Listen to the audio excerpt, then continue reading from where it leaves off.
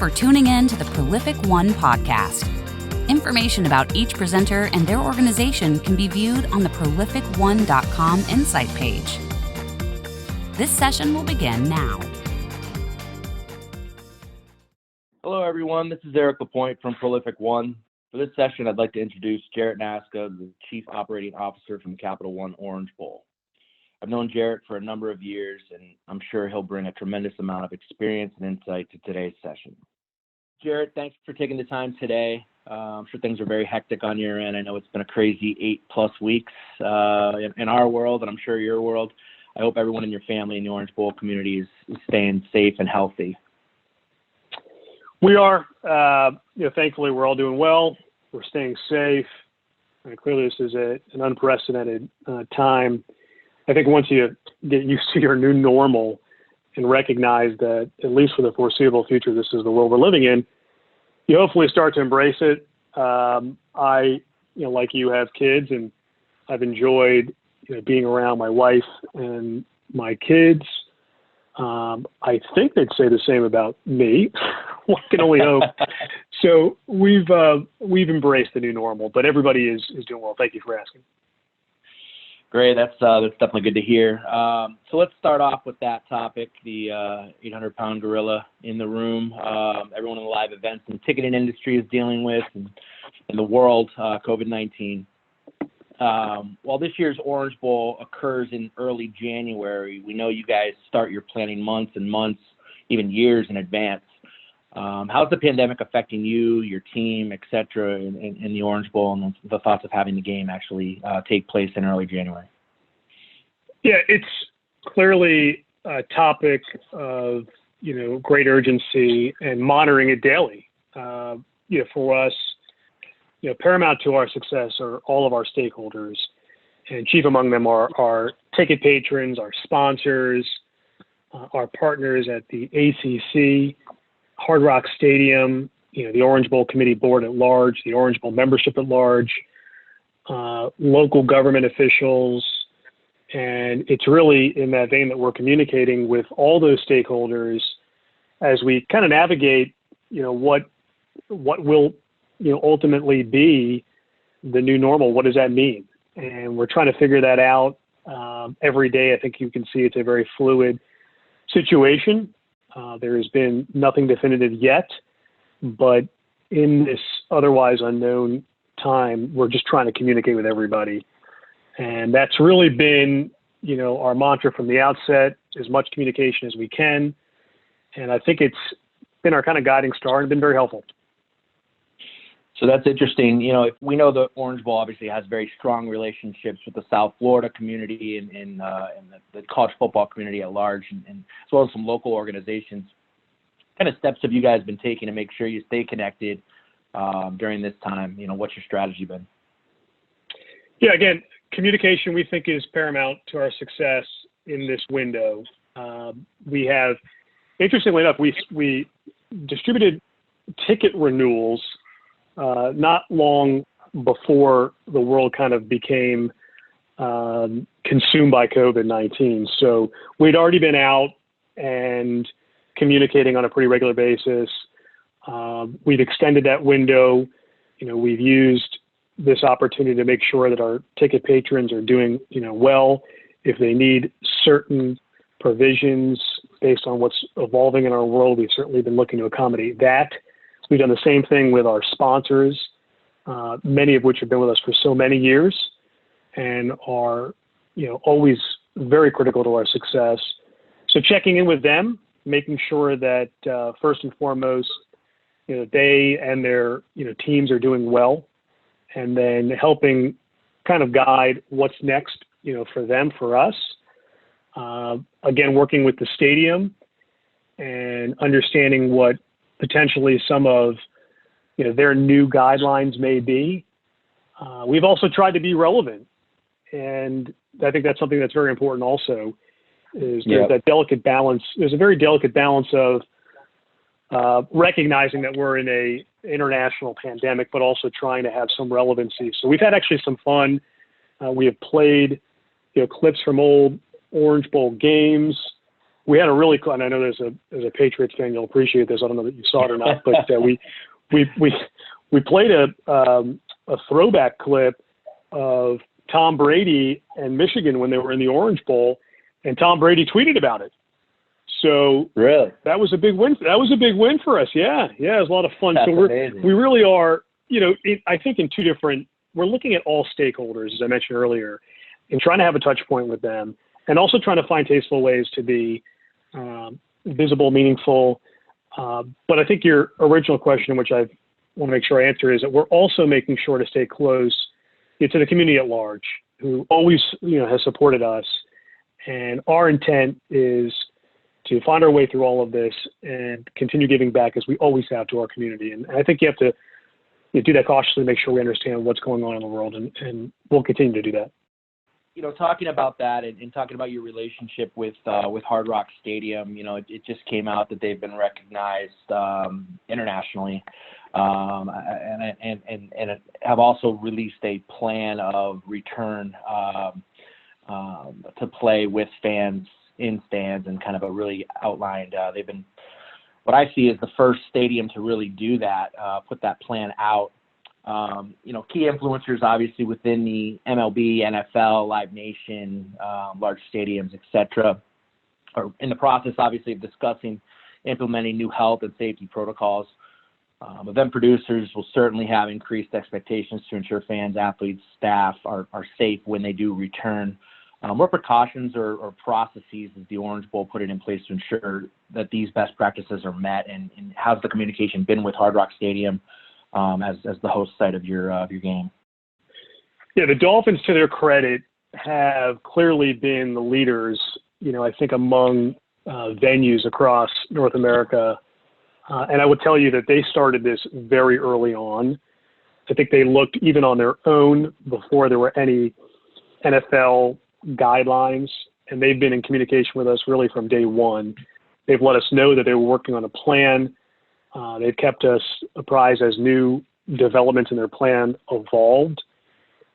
It's still very fluid, but as you mentioned, they do have at least a baseline plan for how to integrate fans back into the building.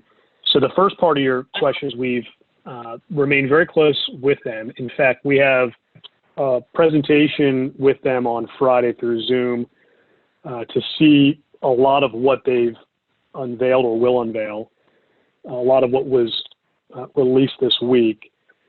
Separately, and by the way, the first and foremost in all of this obviously is safety. So the safety, because I think as you and I, Eric, have talked, it's one thing once the world opens up.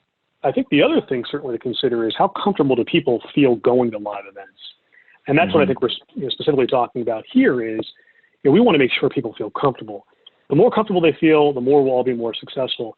But I also think from a business lens, one of the things that we're also doing is we're just modeling a number of scenarios. There's a lot of guesswork in that, but I think to be prepared, you have to understand what all of this means, whether it's for ticket sales, for sponsorships. So I think safety first, and then the impact on business second. But the way we're doing that is just communicating with the stadium. So I think that's a great segue to my next question. Can you identify what portion or portions of your business are going to be or currently impacted the most?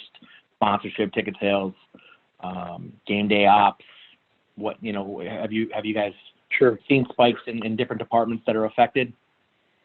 Listen, it's something that we're all hopeful won't have a negative impact on us. We're in a unique space in the bowl industry. As you mentioned earlier, our game isn't until January 2nd. But I think if things don't improve fairly significantly, then it can have this cascading effect. If people aren't as inclined to come to events, then ticket sales certainly can be impacted. If people aren't coming in droves, then sponsorships can be impacted.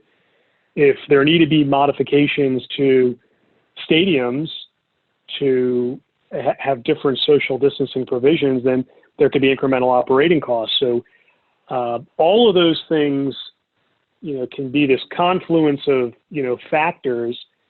But look, as I mentioned earlier, safety is paramount. So whatever's necessary, to produce a game in a very safe measure, we want to do.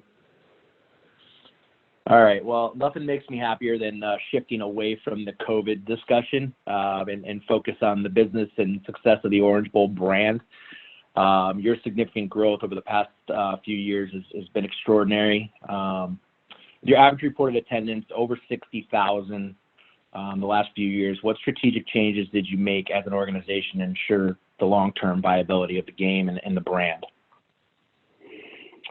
Yeah, I think at the forefront of those is we noticed a number of years ago the proliferation of the secondary market and the negative impact it was having on our business and really having no defined strategy. If I could take a step backwards, I've been to the Orange Bowl for 12 years. Much like you, Eric, I have a background on the team and venue side. When I got to the Orange Bowl 12 years ago, I came in the capacity as the vice president of sponsorships. And as I'm sure you and others have done, have made a transition from the team side to some other form of the business. I brought a lot of those best practices and would like to believe that it helped really, infuse some good energy. And we put the sponsorship department in a kind of a different direction and had very good success. When I looked to the ticket sales department at the time, this is 12 years ago, we really only had a director of operations and one seller. And that was pretty much the norm in the bowl industry.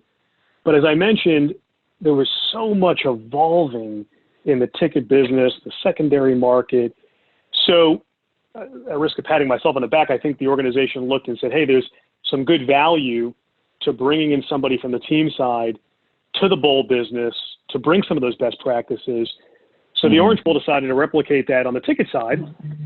And they brought in a vice president of ticket sales, somebody from the team side who had good experience, who brought some good best practices, started building out some infrastructure, started building a sales department, and really built the foundation for a new era, if you would, in Orange Bowl ticket sales. So that individual left the organization for another great opportunity. At that same time, I became the COO, my current capacity. And Eric, as you and I talked about, we were ready for our next iteration, our next level of ticketing. And at that time, we did a national search to identify a bona fide, long-time, ticket sales executive who could, again, bring in their knowledge, their best practices, and lead our next iteration here. So, we identified David McElwee, somebody I know now, who's with Ticketmaster at a vice president level, just a talented, terrific guy who came in. And the first task that we gave David was help us make sense of our overall picture, but in particular, secondary market.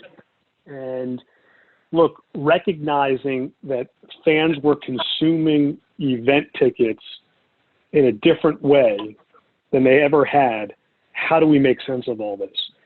So we did an RFP, which led us to Prolific One, who's really helped make sense of, our ticket narrative. And in doing that and leading a consolidation effort, that was our first wave. Our second wave was bringing in a local sales staff, recognizing that we really needed to focus on local sales. But Eric, in particular, we wanted to focus on the business community.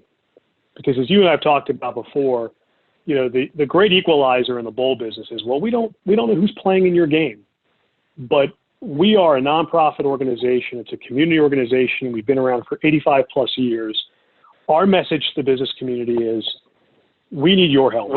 In the same way that you buy a ticket to the Heart Ball, we want you to buy X number of tickets to support us. And then we married that with a marketing initiative. As you know, we do so much in the community.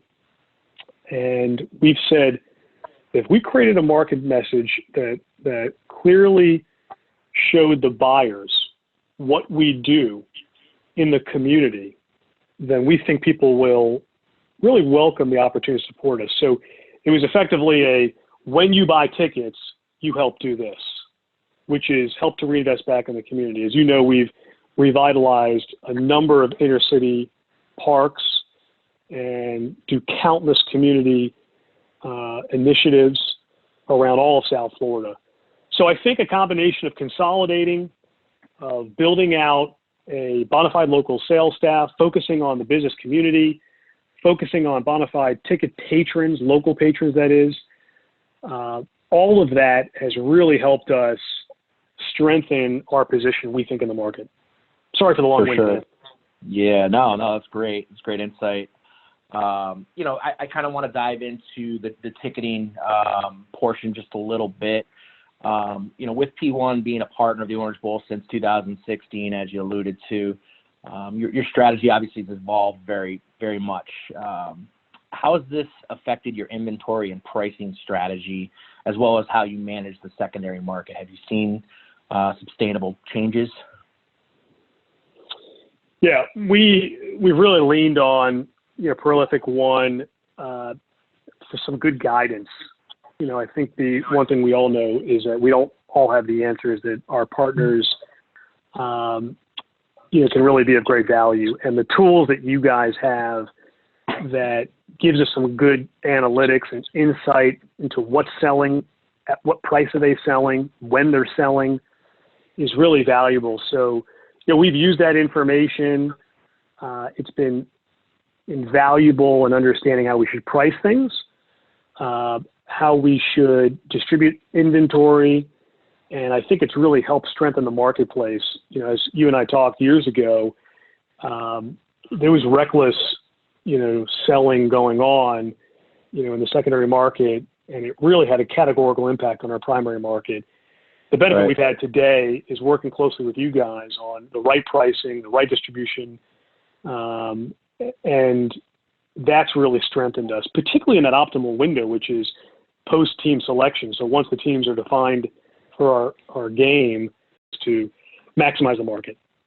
Yep. Yeah, and I think it's definitely been helpful to use each other as kind of a guidance to the teams coming to the game. Sure. and their allotment of tickets. Knowing that you guys as a bowl have a trusted multi-year partner, I think helps that process a little bit when you're having those discussions with the teams and what they're ultimately going to be able to do with their allotment of tickets. Yep. So, obviously the Orange Bowl, in my opinion, purview, has been leading the way in terms of implementing these types of strategies compared to some of the other bowl games. What advice would you give them based on what you and your team have been through and accomplished over the past 5-6 years? Yeah, as you know, the uniqueness of the bowl industry is that we all exist in the same ecosystem, yet we're all very uniquely different. Look, I think what we've learned, over a period of time is the secondary market is going to directly impact your business verticals, directly, indirectly, and it really has to become a part of your sales strategy. We've learned there's a primary market, there's a secondary market, there's countless other internal markets, but it's something I think you have to embrace. And, I would encourage bowls, or any group for that matter, to get a very analytical deep dive, if you would, of all markets, all verticals. And I can tell you that you guys were very instrumental in helping us understand that. I think in a lot of cases, you guys have data points that the properties don't even have. And obviously connecting with you and taking you up on the offer to do a deep dive on what you think you've seen across our selling verticals is of great value. And that would be my recommendation, to embrace that. Awesome. So what's $1 million question? What's next for the Orange Bowl, right? South Florida is set to host the CFB National Championship game this January, immediately following the Orange Bowl. It is about 9 days after. And then your group is hosting the College Football Playoff again in 2022. What are you guys working to achieve between now and then? Yeah, I tell you, really independent of COVID-19, our primary local objective has really been to build our ticket patron base. So that's obviously the consumer piece of it. But as I mentioned earlier, also having the corporate community embrace and support us. South Florida, is a unique community. We don't have deep tradition and history of teams like you do, for example, in Chicago or New York. A lot of transplant folks. But I think what people, well, at least we've tried to convey, is how valuable the Orange Bowl is. 85 plus years in a town that doesn't have great history, that is remarkable. And the impact that the Orange Bowl makes every year on this economy from tourism is something that we want to remain here forever. And in order to remain viable, we need the support of our local community. So we want to continue to embrace, our plight to get more local patrons, more corporations involved. The Orange Bowl is, as an organization, is leading the national championship effort that would be here in January 11th. So we want to be a part of that with great success. There's a lot on the horizon. Again, COVID-19 notwithstanding, our hope is that we'll have, 2 great games this year, and then to your point, the following year, having a national semifinal. Yeah, a lot of games coming up in the next 3 years. Absolutely. I think we were talking the other day, net. I think you guys are hosting 3 games in 21 with this year's. It's really way up. Yeah. it's 3, and it's been one of those confusing things. We'll tell people that in calendar year 21, we have January 2nd is the Capital and Orange Bowl.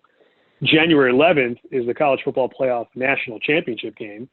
And then December 31, also in 21, is the national semifinal game. So we've got, you're right, we've got a lot going on in an otherwise crazy world, but we are all very confident that we will find our way through all of this. This too shall pass.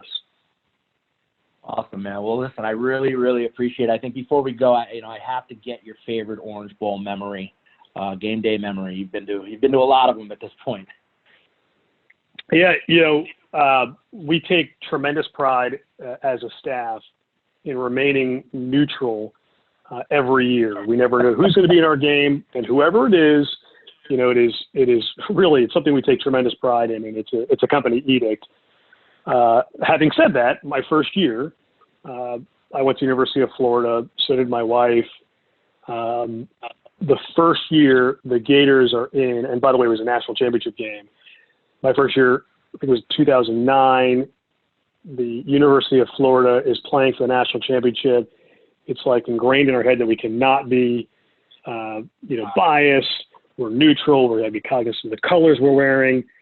And after the Gators won the national championship, and while everybody was away, I had my own moment of, that was really cool. My first year, new organization, Gators win the national championship game in our backyard, in our game. That was pretty cool. That was really cool. I could say as a college football fan, I was actually at that game. I saw the jump pass in person. It was an awesome experience. I am not a University of Florida fan, but I was a Tim Tebow fan, and did have a good time at that game watching that one. So that's a great memory for sure. Once again, appreciate the time today. Certainly look forward to being back to normal sooner rather than later, and look forward to further discussions and our great partnership with the Capital One Orange Bowl.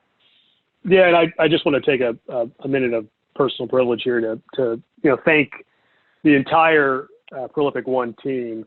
You in particular, it's been a great partnership, and you really, I think there's a difference between having a business relationship and really developing a partnership and a friendship, and I think you guys have been great in that respect. So thank you, and thanks to the team.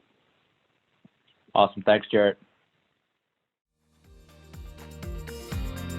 This podcast has now concluded. Full recordings of all podcasts are now live on prolific1.com. If you would like to participate in future podcasts, please email info@prolific1.com or contact our business development team. Thank you for listening.